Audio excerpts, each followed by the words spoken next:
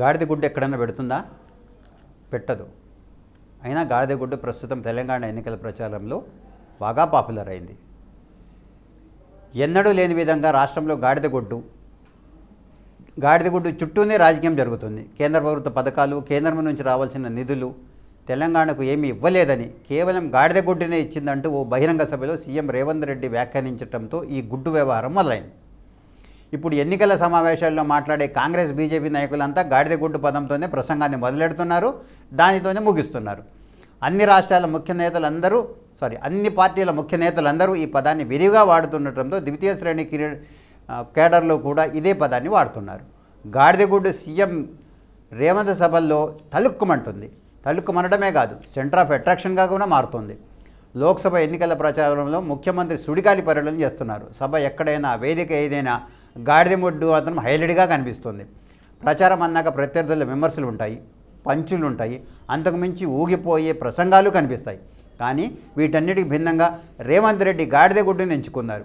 ప్రధాని మోదీకి గాడిద గుడ్డుకి లంకెపెట్టే మరీ వ్యంగ్య వస్త్రాలు స్పందిస్తున్నారు. మేడారం సమ్మక్క సారలమ్మ జాతరలకు జాతీయ హోదా, కనీసం ఒక్క ఐఐఎం, ఎన్ఐడి, కనీసం ఒక్క IIT, medical college, Palamuru Rangareddy ప్రాజెక్టుకు జాతీయ హోదా, బడ్జెట్లో ఉత్తరాది రాష్ట్రాలకు సమాన వాటా, 811 టీఎంసీల కృష్ణా జిల్లాలో సరైన వాటా, స్మార్ట్ సిటీలుగా వరంగల్, కరీంనగర్, బయ్యారం ఉక్కు కర్మాగారం, Kazipet railway coach factory, Warangal outer ring road, airport ఇవ్వమని ప్రధాని మోడీని విజ్ఞప్తి చేసినా పట్టించుకోలేదని, చివరకు ఆయన తెలంగాణకు ఇచ్చింది ఇదేనంటూ రేవంత్ రెడ్డి పదే గాడిద గుడ్డుని సింబాలిక్గా చూపిస్తున్నారు. కాంగ్రెస్ గాడిద గుడ్డు దాడిని కౌంటర్ అటాక్గా బీజేపీ 7 గుడ్లతో కౌంటర్ అటాక్ ప్రారంభించింది. కాంగ్రెస్ 7 హామీలు అమలు చేయలేదంటూ 7 గుడ్లతో కౌంటర్ ప్రచారం మొదలెట్టింది.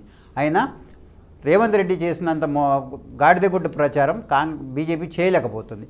మోడీ ప్రభుత్వం రాష్ట్రానికి 9 లక్షల కోట్లు ఇచ్చిందని, అయినా ఏమి ఇవ్వలేదని కాంగ్రెస్ గాడిద గుడ్డు ఇచ్చిందంటూ ప్రచారం చేయడంపై ఆగ్రహం వ్యక్తం చేస్తున్నారు కేంద్ర మంత్రి కిషన్ రెడ్డి.